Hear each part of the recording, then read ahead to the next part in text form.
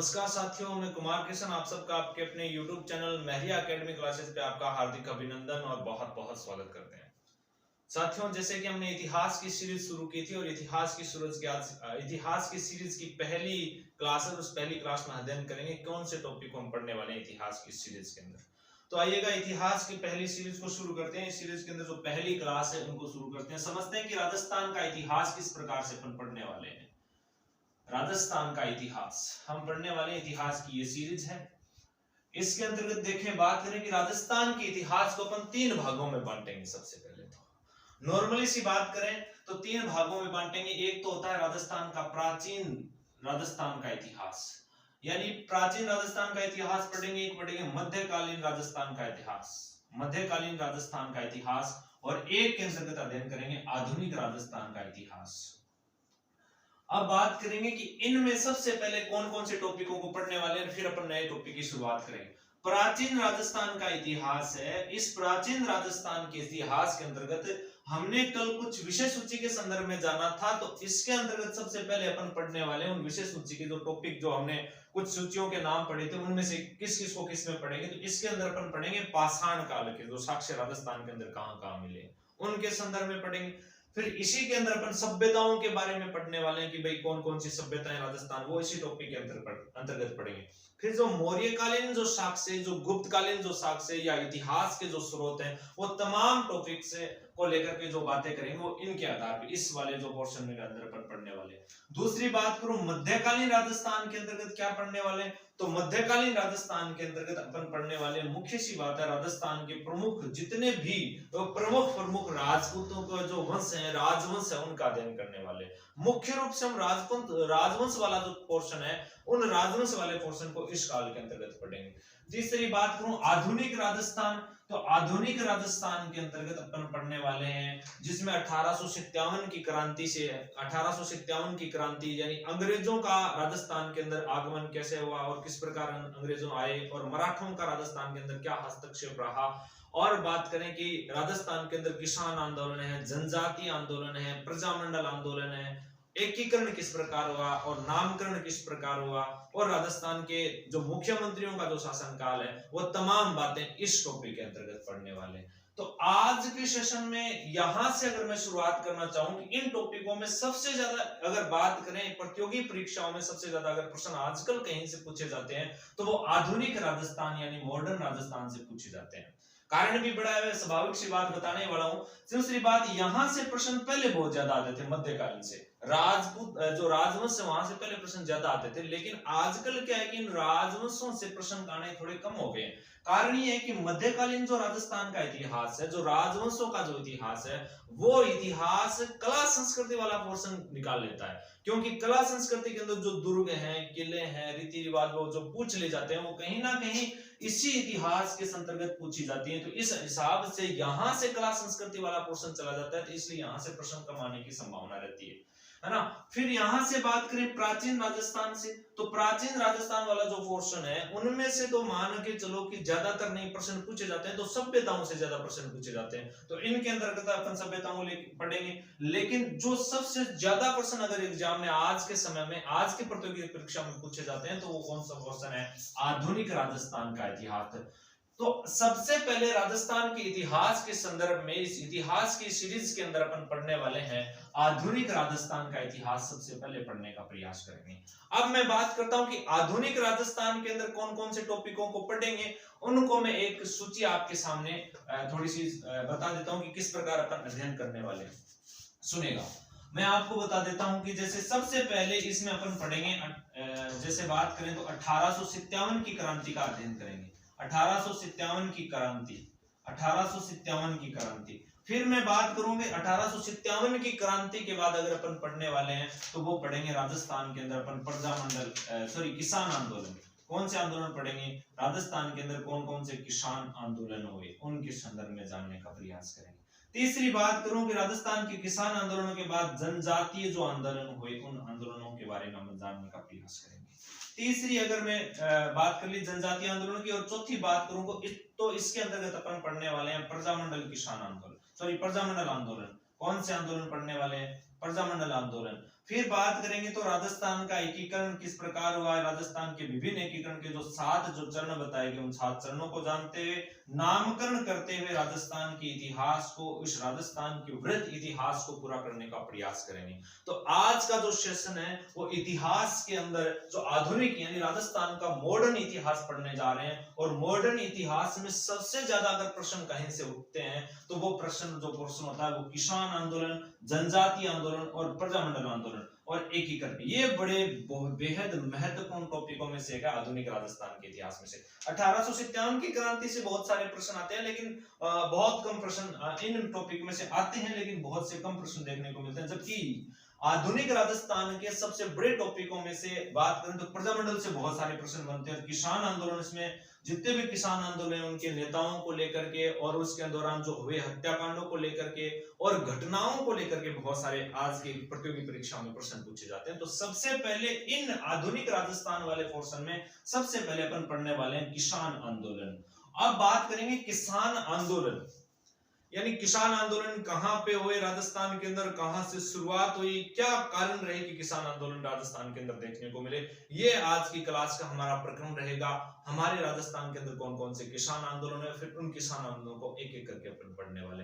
तो आइएगा अपनी क्लास को अनुवर्त करते हैं आगे की तरफ और आज के इतिहास की जो सीरीज है इस इतिहास की सीरीज को आगे बढ़ाने का प्रयास करते हैं। तो सुनिएगा भी।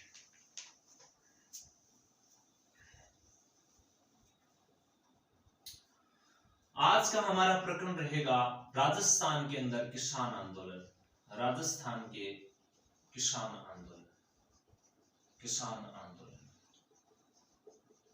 अब बात करते हैं राजस्थान के अंदर किसान आंदोलन। जब भी इस प्रकार का कोई प्रकरण या इस प्रकार का कोई टॉपिक देखते हैं तो हमारे दिमाग में एक प्रश्न जरूर आता है कि भी राजस्थान के अंदर किसान आंदोलन होने के कारण क्या रहे थे, क्या ऐसी परिस्थितियां रही कि राजस्थान के अंदर किसान आंदोलन हुए, उनके संदर्भ में चर्चा करने वाले। तो देखिएगा मैं बात करना चाहता हूं राजस्थान के अंदर किसान आंदोलन की। हुआ यूं, देखो आधुनिक राजस्थान का जब मैंने यहाँ पे अभी मैं आपको बता रहा था तो उस दौरान मैंने आपके सामने एक नाम लिया था। मैंने कहा था कि राजस्थान के अंदर मराठाओं का हस्तक्षेप होना शुरू हो जाता है और राजाओं का जो राजवंश था, यानी एक बात करें थोड़ी सी मैं आपको छोटी सी इतिहास से जोड़ता हूं।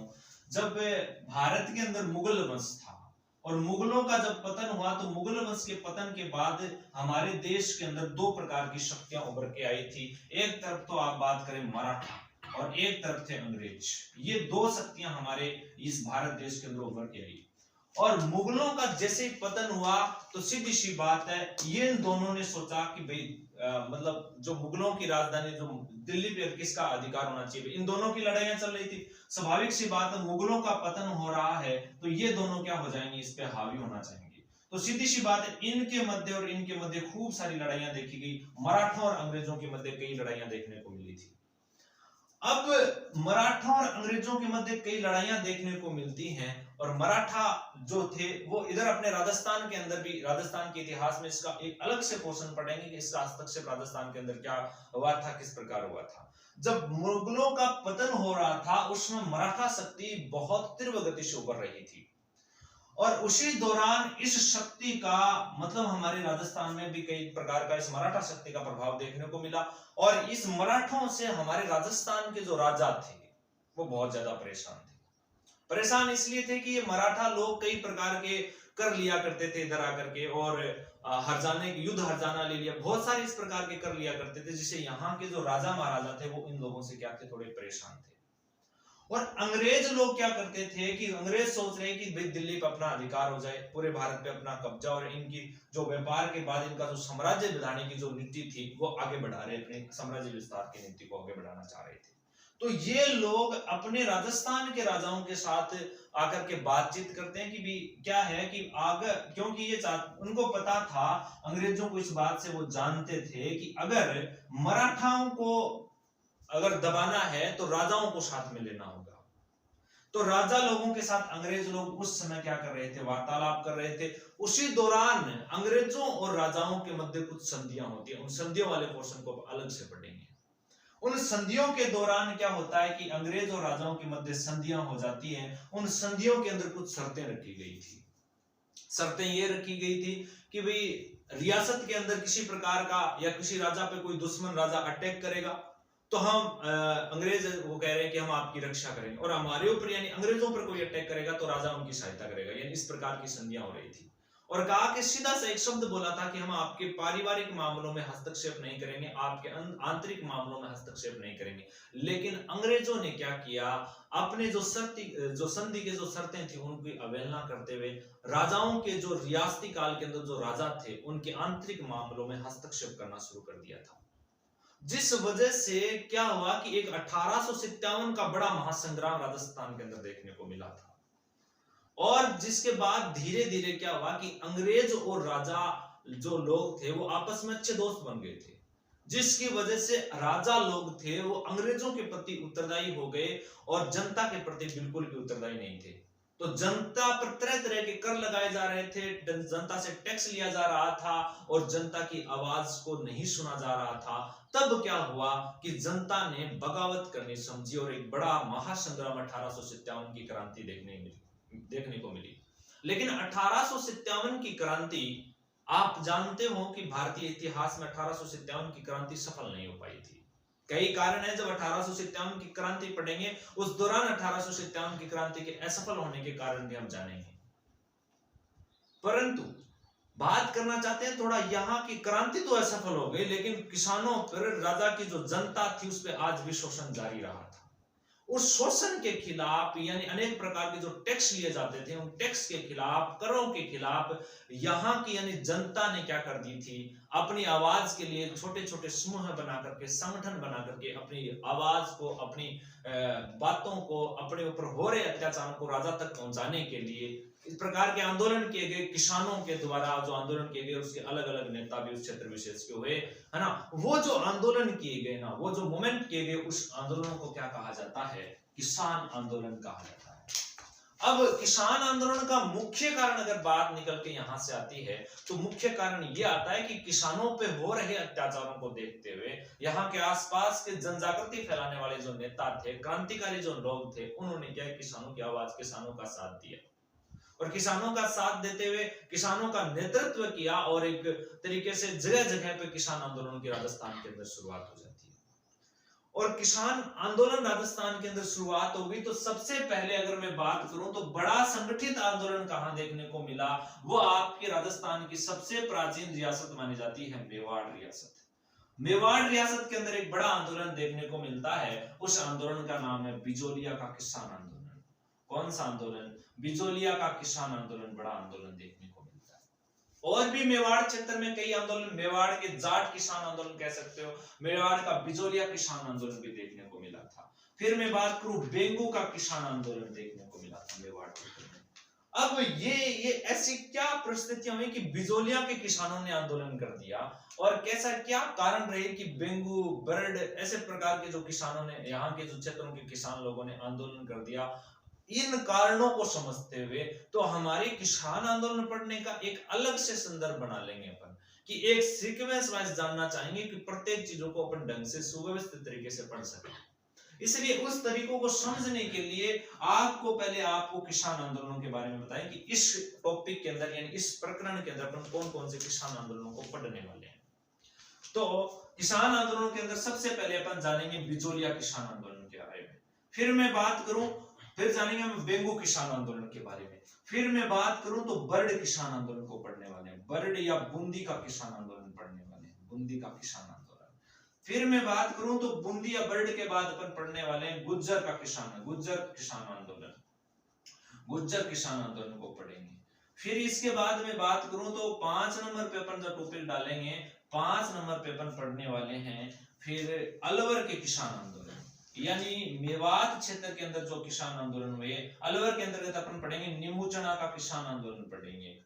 एक पढ़ेंगे मेव जाति के द्वारा जो किसान आंदोलन किया गया था, मेव किसानों का आंदोलन, यानी मेव किसानों के द्वारा जो आंदोलन किया गया उस आंदोलन को इस टॉपिक के अंतर्गत पढ़ने वाले हैं। फिर मैं बात करूं थोड़ा और आगे चलूं, अलवर के बाद और आगे चलूं तो फिर अपन पढ़ने वाले हैं यहाँ पे बात करें तो अलवर का हो गया, गुज्जर किसान हो गया, बर्ड बूंदी का हो गया, बेंगू बिजोलिया ये हो गई।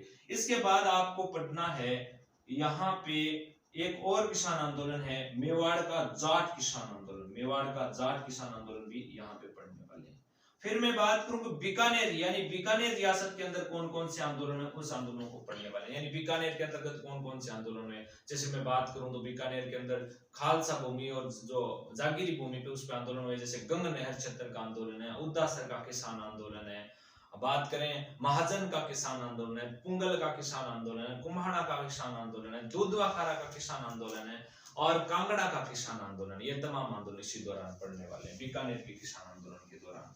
फिर मैं बात करूंगा बीकानेर किसान आंदोलन के बाद शेखावाटी के किसान आंदोलन पढ़ने वाले हैं। शेखावाटी के कह सकते हो किसान आंदोलन, या जयपुर के किसान आंदोलन कह सकते हो। उस दौरान कौन कौन से पंचपालों के अंदर जो आंदोलन किए गए, उस आंदोलनों का एक क्रम के बाद जानने का प्रयास करेंगे। और फिर इसके बाद अपन मारवाड़ के किसान आंदोलनों को जानेंगे धीरे धीरे। तो अब अपने जो किसान आंदोलनों वाला जो पोर्शन है, इसी क्लास के अंदर विधिवत रूप से इस टॉपिक को शुरू करते हैं कि सबसे पहला अपन पढ़ने वाले हैं किसान आंदोलन वाले टॉपिक में बिजोलिया का किसान आंदोलन। ये क्या कारण है बिजोलिया का किसान आंदोलन पढ़ने का एक तरीका और सीक्वेंस रखेंगे कि किस प्रकार से बातों को याद रखना है और किस प्रकार से बातों को समझेंगे। बिजोलिया का किसान आंदोलन, बिजोलिया का किसान आंदोलन। अब बात करते हैं बिजोलिया के किसान आंदोलन के संदर्भ में, सुनिएगा। पहले तो बात करते हैं इस बिजोलिया ये कहां पे पड़ता है। तो याद रखना बिजोलिया जो है वो वर्तमान के अंदर अपना जो जिला है राजस्थान का भिलवाड़े जिले के अंतर्गत बिजोलिया आता है। अब जो ये बिजोलिया था ये यानी कौन सी रियासत के अंतर्गत आता है, तो ये मेवाड़ रियासत के अंतर्गत आता है। याद रखना रियासत पूछ ली जाए तो मेवाड़ रियासत है और जिला पूछ लिया जाए तो भीलवाड़ा जिले के अंतर्गत बिजोलिया क्षेत्र आता है। बात करते हैं कि बिजोलिया जो ठिकाना था मेवाड़ रियासत का, उसका संस्थापक किसे माना जाता है। इस बिजोलिया ठिकाने का संस्थापक माना जाता है अशोक परमार को। किसको माना जाता है, अशोक परमार को माना जाता है। बेसिक सी बातें केवल याद रखनी है, आपको ध्यान में रखनी है, अभी पोर्शन शुरू नहीं हुआ है ना। संस्थापक अशोक परमार। हुआ क्या था कि मेवाड़ के अंदर एक राजा हुए थे महाराणा सांगा के द्वारा एक युद्ध लड़ा गया था, खानवा का युद्ध, और खानवा के युद्ध में भाग लेने के लिए गए थे अशोक परमार। और अशोक परमार ने उस खानवा की लड़ाई में बेहद शानदार प्रदर्शन किया था। इस दौरान क्या हुआ कि महाराणा सांगा ने क्या किया, अशोक परमार को ऊपर माल की जागीरी भेंट की थी। कौन सी जागीरी, ऊपर माल की जागीरी। अब ये ऊपर माल की जागीरी क्या थी भाई, ये सुनो भाई। ये क्या है कि ऊपर माल की जो जागीरी थी ये यानी मेवाड़ के अंदर जो जागीर क्षेत्र था एक ऊपर माल की जागीरी, जो मतलब बिजोलिया से लेकर के, यानी आप बात करें तो बिजोलिया से लेकर के जो मातृकुंडिया जो वाला क्षेत्र है, भीलवाड़ा वाला जो इस वाला क्षेत्र है, इस क्षेत्र के अंदर जो ऊपर माल की जो क्षेत्र था उसकी जो जागीरी दी थी अशोक परमार को दी थी। और इस ऊपर माल जागीरी का जो मुख्यालय था वो मुख्यालय था बिजोलिया। कौन सा था, बिजोलिया। ये बिजोलिया था, ठीक है। तो इसलिए कहा जाता है कि अशोक परमार को क्या मान लिया जाता है, इस बिजोलिया ठिकाने का क्या मान लिया जाता है, संस्थापक माना जाता है। हालांकि ये बिजोलिया ठिकाना किसका ही था, मेवाड़ वालों का था। महाराणा सांगा ने इसको क्या दिया था, अशोक परमार को भेंट किया था। मैं थोड़ी सी और बात कर लेता हूं। अशोक परमार को भेंट किया था। कई बार इनका प्राचीन नाम यानी पुराना नाम भी पूछ लिया जाता है कि भाई बिजोलिया किसान आंदोलन का सॉरी बिजोलिया का पुराना नाम क्या था। तो याद रखना विजावली। क्या नाम था, विजावली नाम था। पुराना नाम विजावली था। बिजोलिया का पुराना नाम विजावली था। अब मैं बात करता हूं कि यहाँ पे आंदोलन किस प्रकार हुआ, किसान आंदोलन। देखो इतिहास की बातें हैं, अपन जब मेवाड़ रियासत को पढ़ेंगे उस दौरान मैं आपको पूरी घटना इनके बारे में बताना चाहूंगा, लेकिन हमारा टॉपिक किसान आंदोलन है तो उसके आधार पे आते हैं, अपन बात करते हैं। तो कारण क्या रहे किसान आंदोलन होने के, यहाँ पे किसानों ने आंदोलन क्यों किया। कहते हैं कि धाकड़ जाति के किसानों ने यहाँ पे आंदोलन कर दिया था। तो इस जाति के द्वारा जो आंदोलन किया गया वो आंदोलन क्यों किया गया था उस बात को समझो। कहते हैं कि यहाँ पे 84 प्रकार के कर लगा दिए गए थे। कर कितने प्रकार के लगा दिए गए, 84 प्रकार के कर, 84 प्रकार का टैक्स लिया जाने लग गया था यहाँ से। इस वजह से यहाँ के किसानों में क्या था, आक्रोश की भावना थी। एक बात, अत्यधिक भू राजस्व लिया जा रहा था यहाँ से, भू राजस्व, अत्यधिक भू राजस्व। यानी रेवेन्यू जो कलेक्शन था वो यहाँ से ज्यादा लिया जाने लग गया था, जिससे किसानों के अंदर एक प्रकार के और भी कई कर लगा दिए गए थे। लाटा कुंता जो कर था वो भी लगा दिया गया।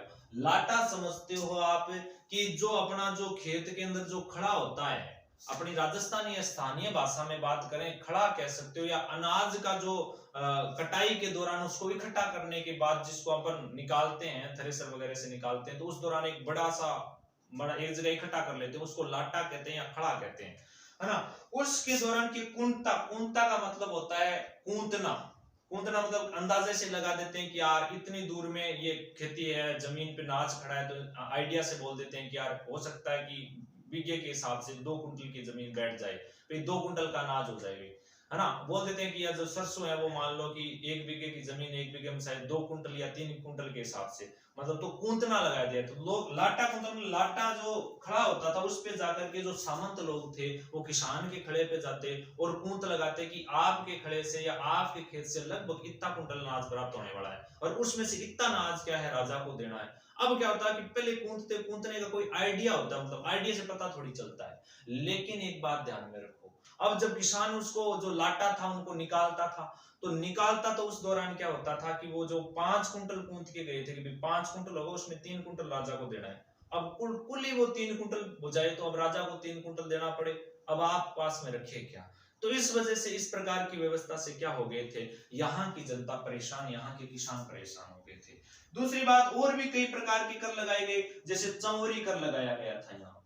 यहाँ पे एक सामंत हुए हैं बिजोलिया ठिकाने के कृष्ण सिंह, और कृष्ण सिंह के द्वारा यहाँ पे चौरी कर लगा दिया गया, है ना। चौरी कर मतलब लड़की के विवाह पे जो कर लिया जाता था वो चौरी कर था, वो लगा दिया, जिसकी वजह से किसान यहाँ पे परेशान थे। और भी कारण, ये कारण था तलवार बंधाई कर। ये क्या होता है, या कह सकते हो उसको तलवार बंधाई कर या उत्तराधिकारी कर। जब राजा का बेटा युवराज अगर राजा बनता या सामंत का कोई बेटा अगर सामंत के पद पे बैठता तो सीधी सी बात है वो यहाँ की जनता से क्या लिया करता था, एक टैक्स लिया करता था। उस टैक्स का नाम था तलवार बंधाई कर या उत्तराधिकारी शुल्क लिया करता था।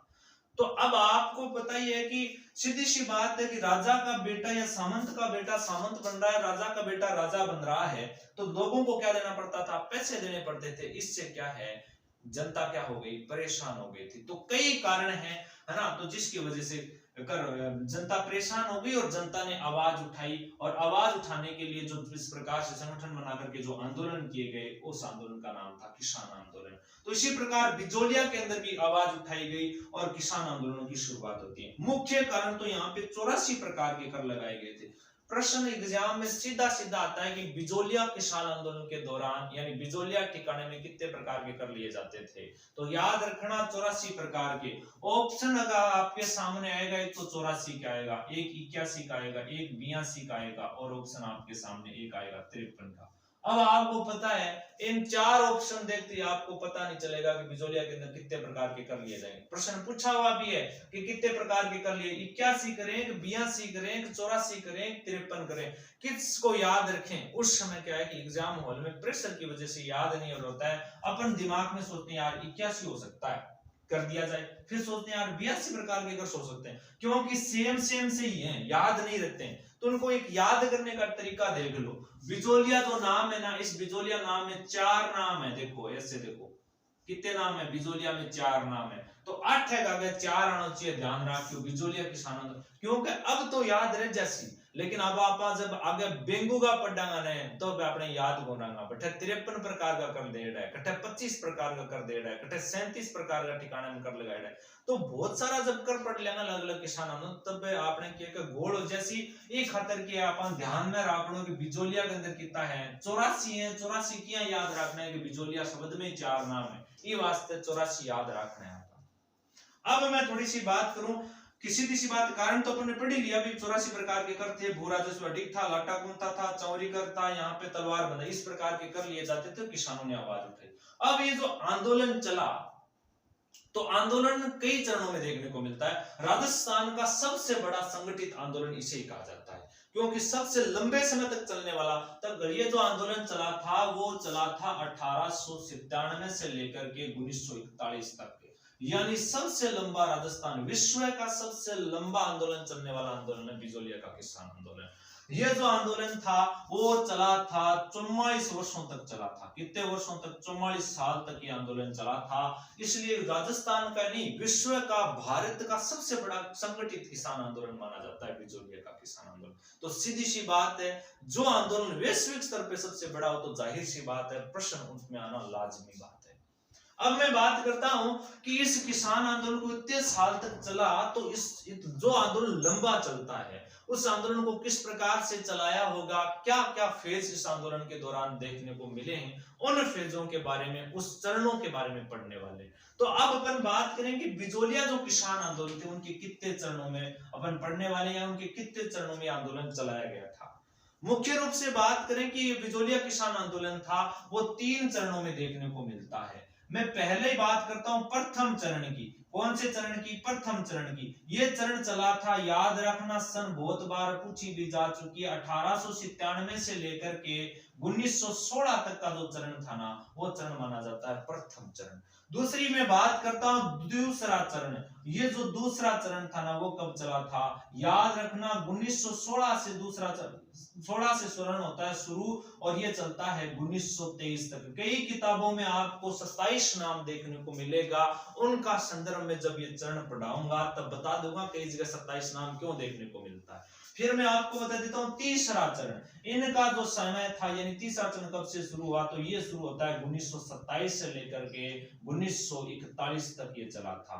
इस प्रकार ये आंदोलन चले थे इसके चरण। अब मैं थोड़ी सी और बात कर लेता हूं आपके सामने कि जो प्रथम चरण था उसका नेतृत्व किसके द्वारा किया गया था, यानी इसका नेतृत्व करने वाले नेता कौन थे। तो याद रखना पहले चरण का जो नेतृत्व किया गया था वो साधु सीताराम दास के द्वारा किया गया था। बिजोलिया ठिकाने, यानी बिजोलिया ठिकाने के अंदर लाइब्रेरी पद के ऊपर कार्यरत हुआ करते थे, लाइब्रेरी पद पे काम किया करते थे साधु सीताराम दास। उसके द्वारा प्रथम चरण का क्या किया गया था?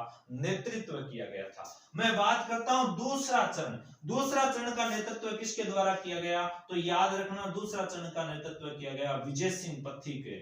राजस्थान के अंदर याद रखना विजय सिंह पथिक का बहुत बड़ा रोल है राजस्थान के इतिहास में। मैं बताऊंगा इनके बारे में, से अलग से पढ़ेंगे। फिर मैं बात करता हूं तीसरा चरण, और तीसरे चरण का नेतृत्व करने वाला आदमी कौन था? तो याद रखना आदमी का नाम था जमनालाल बजाज।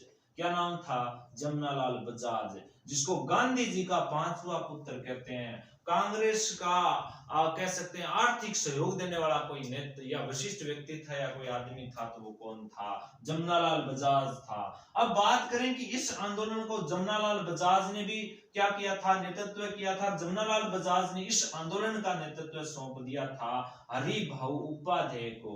हरिभाऊ उपाध्याय को, यानी कई बार नाम आपको तीसरे चरण में हरिभाऊ उपाध्याय, और भी कई नेता, माणिक्यलाल वर्मा हैं, रामनारायण चौधरी हैं, तमाम यहाँ पे इनका योगदान देखने को मिलता है। अब यहाँ से एक मोटा प्रश्न समझना है आपको किस प्रकार से बनता है कि प्रथम चरण जो शुरू हुआ 1897 से 1916 तक चला, इस आंदोलन का नेतृत्व साधु सीताराम दास के द्वारा किया गया।